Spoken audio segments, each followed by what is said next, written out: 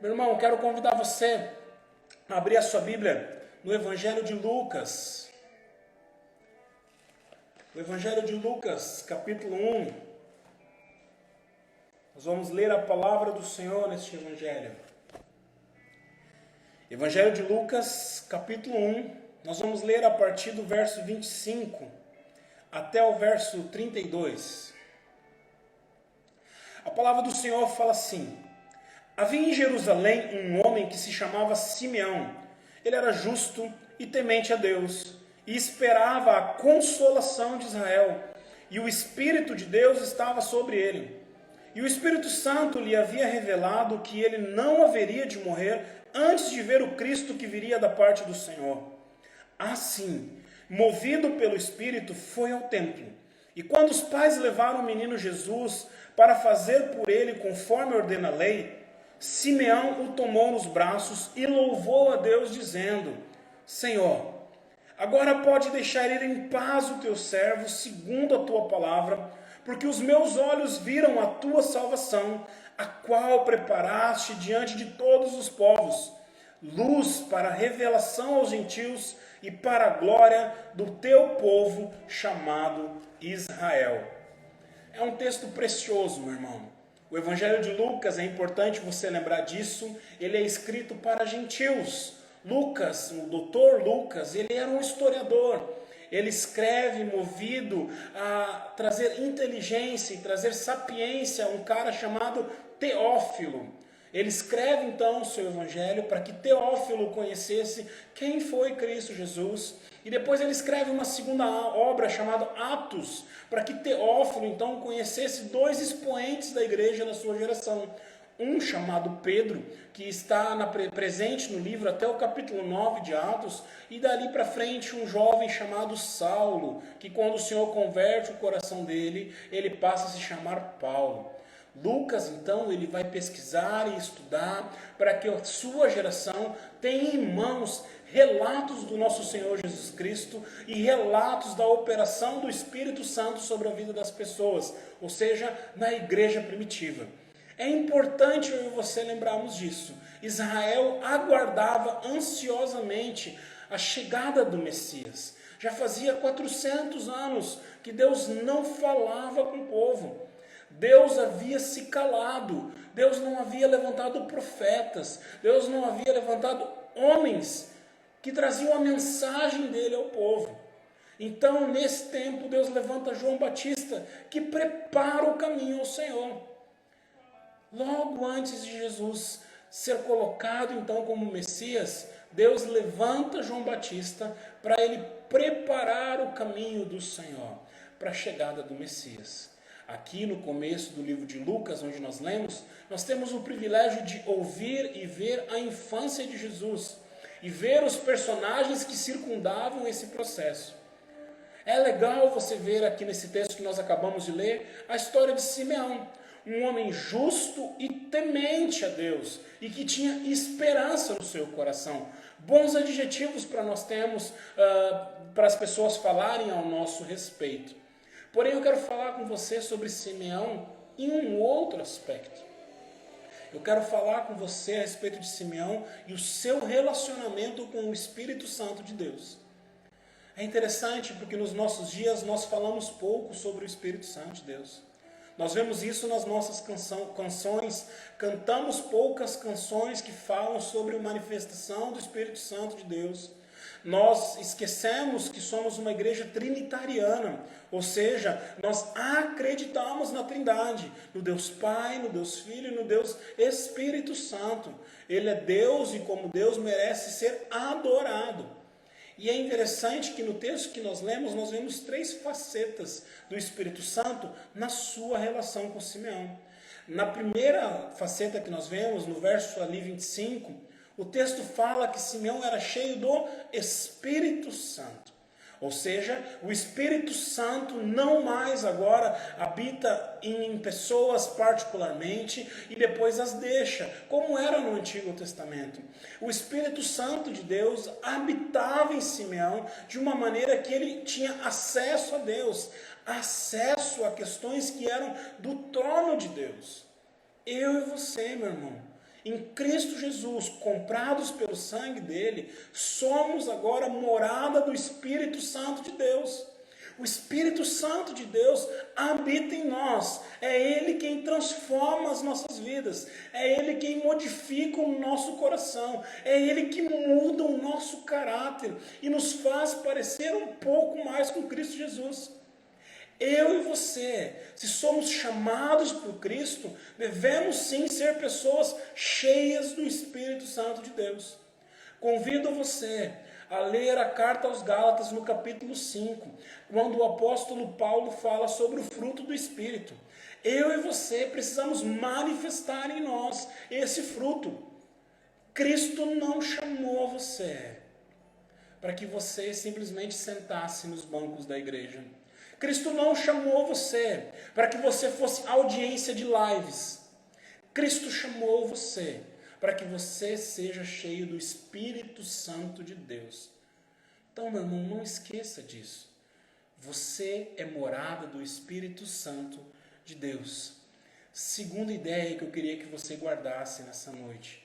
O Espírito Santo, além de habitar na vida desse homem chamado Simeão, que aqui já é um idoso, ele falava com esse homem.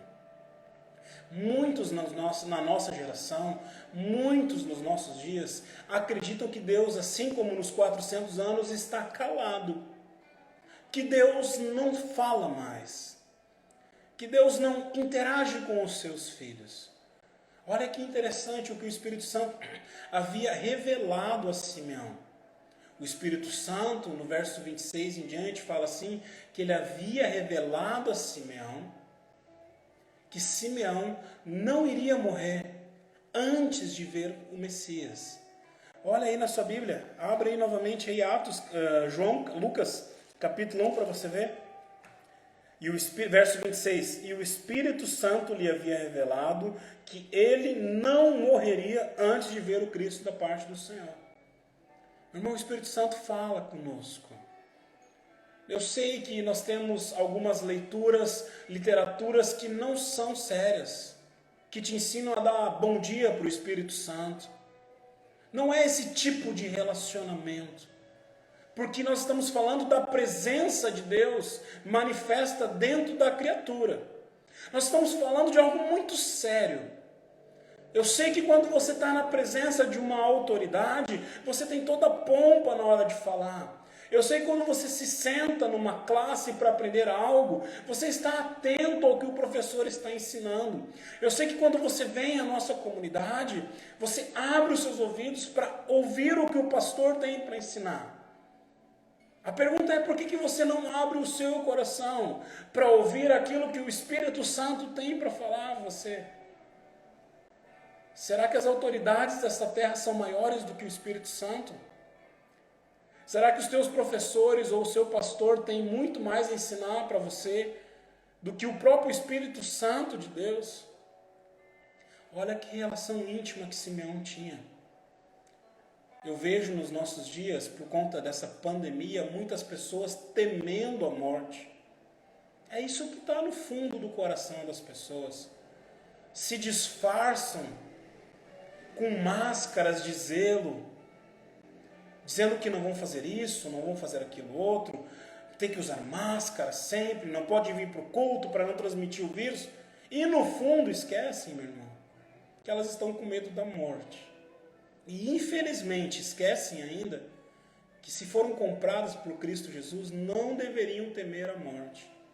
E antes de você ficar bravo comigo, não estou dizendo que você não tem que lavar sua mão com álcool em gel, que você não tem que usar máscara, que você não tem que tomar os cuidados.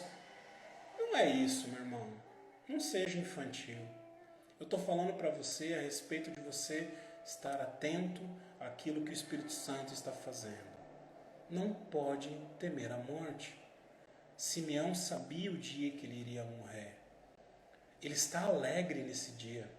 A gente vai falar disso agora no próximo ponto. O Espírito Santo havia falado, olha, no dia que você conheceu o Messias, você vai morrer. Muitos de nós, se soubéssemos o dia que iríamos morrer, nós ficaríamos tristes, chateados e deprimidos. Porque já ficamos assim diante do Covid. Imagina se soubéssemos o dia exato da nossa morte.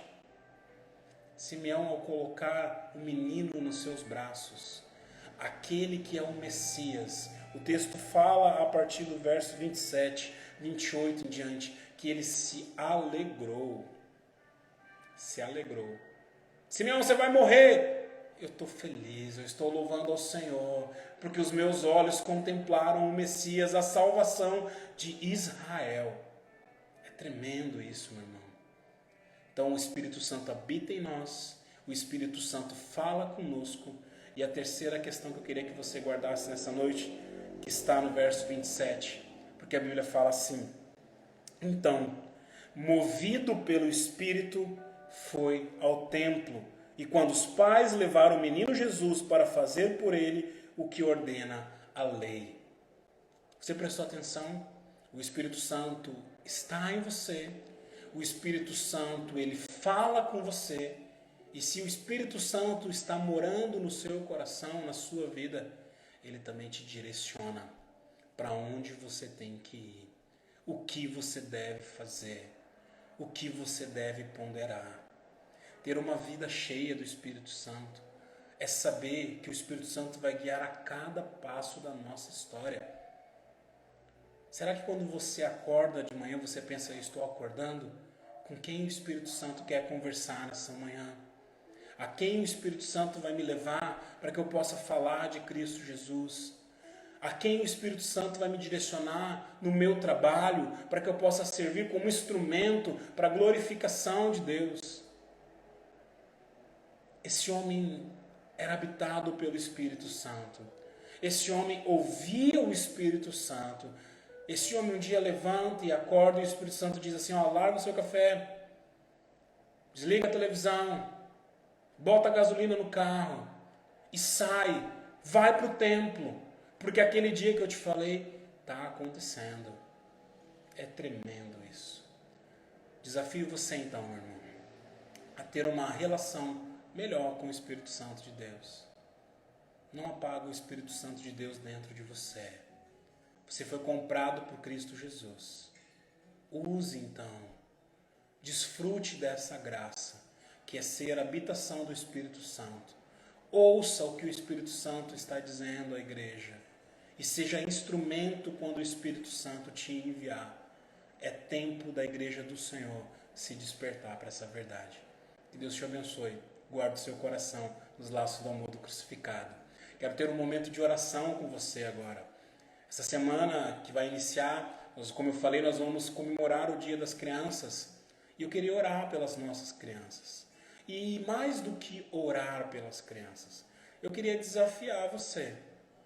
Eu sei que talvez você vai comprar um presente para o seu filho, para o seu afilhado. Talvez você vai comprar um presente para aquela criança que você goste. Meu irmão, não vem com esse papo: eu não dou presente porque eu sou crente e eu não gosto dessas festas. Para de ser munheca, tá? Para de ser munheca. Dá um presente para a criança. É tão bom quando a criança ganha presente. E não dá roupa não, viu? Muita criança não gosta de ganhar roupa não. Dá uma roupa, mas dá uma bola também. Dá uma roupa, mas dá um carrinho, uma boneca. A gente sabe como agradar uma criança. E eu sei que você vai fazer isso pelo seu filho. Então, além de você estar orando agora pelas crianças, eu queria que você pensasse em alguma criança que você vai abençoar de hoje até segunda-feira. Entendeu? Uma criança, escolhe aí uma criança que você vai orar desde hoje até segunda-feira. E na segunda-feira você vai levar um presentinho. Ó, o tio Rodrigo estava orando por você. Deus abençoe a sua vida. Dá um presente, dá uma roupa. Se for dar uma roupa, dá um brinquedinho junto. Tem bonequinha aí, bonequinha de 1 pila, meu irmão. Tá bom? Nós precisamos ser bênção na vida das nossas crianças. Vamos orar? Deus, muito obrigado por essa noite.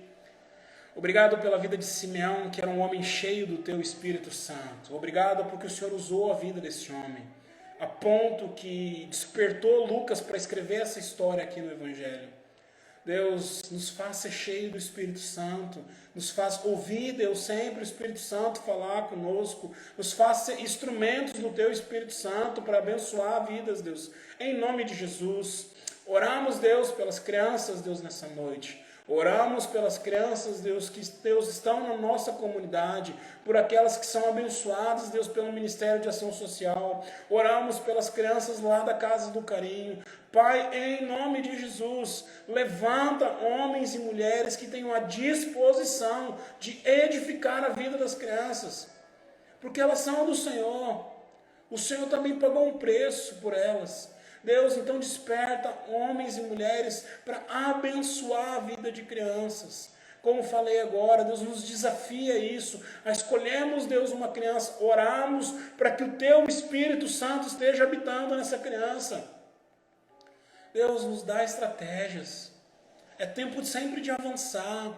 A pandemia não pode nos parar. Nós precisamos agir. O Teu amor, Deus, lança fora todo medo, então tira o temor que possamos estar, para abençoar a vida de crianças. Oro pelas crianças da nossa comunidade, pelas crianças que são alcançadas pelos projetos da nossa igreja. Oro pelas crianças de Pelotas. Deus, quantas crianças, Deus, estão nas ruas, Pai. Basta caminhar no centro da nossa cidade, para perceber, Deus, crianças que estão jogadas ao léu. Deus, desperta homens e mulheres que possam cuidar dessas crianças. E que esse ano tão diferente, tão atípico, que o Senhor venha, Deus, converter esses coraçãozinhos. Chama essas crianças como o Senhor chamou Samuel. Chama, Deus, essas crianças, Deus, como o Senhor chamou aquela menina serva, Deus, de Naamã. Porque o Senhor Jesus nos ensinou que delas, Deus, dessas crianças é o reino. E nós precisamos, então, aproximar essas crianças do Senhor, não distanciar, em nome de Jesus, amém. Meu irmão, segundo momento de oração, eu sei, nessa noite, graças a Deus, pela graça de Deus, tem pessoas que não são só da nossa comunidade, que estão nos assistindo. Como é que está a sua comunidade nesses dias? Você está evangelizando? Tem chegado gente nova na sua comunidade? Ah, pastor, os cultos estão parados, o senhor sabe como é que é? Não, meu irmão, não sei como é que é, não. Eu não sabia que a pandemia nos dava um atestado para nós não pregarmos mais o Evangelho. Eu não sabia que a pandemia era o que assinava que a Igreja de Cristo iria parar de crescer. E na prática da nossa comunidade aqui em Pelotas, pela graça de Deus, não é glória do pastor Rodrigo, não é glória da igreja presbiteriana, não é glória do conselho, não é glória de líder nenhum, é glória a Deus. A nossa comunidade continua crescendo. Nós estamos vivendo aquilo que Atos 2 ensina. Quando nós perseverarmos em oração, quando nós perseverarmos na doutrina dos apóstolos, quando nós perseverarmos na comunhão, o Espírito Santo acrescenta dia após dia aqueles que vão sendo salvos. É essa a promessa, meu irmão. Tanto é que nós vamos começar uma outra turma do Integrar, com pessoas que estão chegando na nossa comunidade. Você tem orado para que Deus use a vida da sua igreja para alcançar outras vidas? Você tem orado para que Deus use a sua vida como instrumento para alcançar vidas? Meu irmão, se esse chacoalhão que o mundo está levando não levar você a evangelizar, não sei o que vai levar você. As pessoas estão carentes de Deus. A alma delas está assustada diante de tudo isso que está acontecendo. E eu e você somos soldados do Senhor para entrar nesse mundo fragmentado e pregar Cristo Jesus. Eu quero orar por isso agora, por conversão, para que Deus mande novas pessoas para as comunidades, não só para nós. Você já me conhece e sabe que eu oro para que Deus avive Pelotas, e quando eu oro para que Deus avive Pelotas, eu não oro para que Deus faça crescer a igreja presbiteriana. Eu oro para que as comunidades de Pelotas cresçam. A nossa é uma das comunidades aqui nessa cidade. Então eu quero orar para que Deus continue alcançando os pelotenses, alcançando as pessoas lá do Paraná, lá onde a Cris mora, alcançando as pessoas lá de Porto Alegre, onde a dona Ione mora, alcançando vidas. Vamos orar por conversão? Deus, em nome de Jesus, estamos na Tua presença nesse momento, para orar, clamar ao Senhor, pedir ao Senhor, que o Senhor nos mostre, Deus, as pessoas que o Senhor quer alcançar. Precisamos pregar em tempo e fora de tempo, na internet, em live, pessoalmente. Precisamos fazer com que a nossa igreja sirva a cidade, nesse momento de tanta dor, de tanta dificuldade, Deus. Desperta os pastores a isso. Deus, os meus colegas pastores que talvez nos assistem ou que vão assistir mais para frente, enche eles com o Teu Espírito Santo, Deus, em nome de Jesus. Dando estratégias para alcançar vidas, libertar pessoas do império das trevas. Deus, desperta os membros das comunidades para que possam evangelizar. Obrigado pelas vidas que o Senhor tem trazido à nossa comunidade. Sou grato ao Senhor por isso. E Deus, eu quero pedir, traz mais. Nós queremos abençoar mais vidas. Queremos servir mais vidas. Enche, Deus, os nossos celeiros, Deus. Nós queremos colher, Deus. Porque a Tua palavra fala que os campos estão prontos para a colheita. Abençoa as igrejas de Pelotas. Abençoa as igrejas do Rio Grande do Sul. Abençoa as igrejas lá no Paraná. Abençoa as igrejas do nosso país, Deus, em nome de Jesus. Agregando pessoas, convertendo corações. Nos dá estratégias, então, para evangelizar e falar do Teu nome. É em nome de Jesus que eu oro e te agradeço. Amém, Senhor. Amém. E você que está nos ouvindo, se você quiser fazer parte da nossa comunidade, nós já abrimos as inscrições. Nós vamos começar uma nova turma do Integrar aqui na nossa igreja. Começa agora na primeira semana de novembro. Pode nos procurar em qualquer uma das nossas plataformas digitais e fazer a sua inscrição. Esse período que nós estamos vivendo nos impede de encontros presenciais. Então, se você não é daqui da cidade, você quer conhecer um pouco mais da nossa igreja, faça a sua inscrição também. Vai ser muito bom estar com você, mesmo que em formato digital. Tá bom? Muito obrigado por você estar comigo até agora. Deus abençoe a sua casa. Guarde o seu lar. Como eu tenho falado sempre, para que você não esqueça, Deus é o mesmo hoje, o mesmo ontem e vai ser para todos sempre. Ele está no controle de toda a situação que nós estamos vivendo. Tá bom, meu irmão? Que Deus abençoe você. Guarde o seu coração nos laços do amor do crucificado. Até a próxima. Tchau, tchau.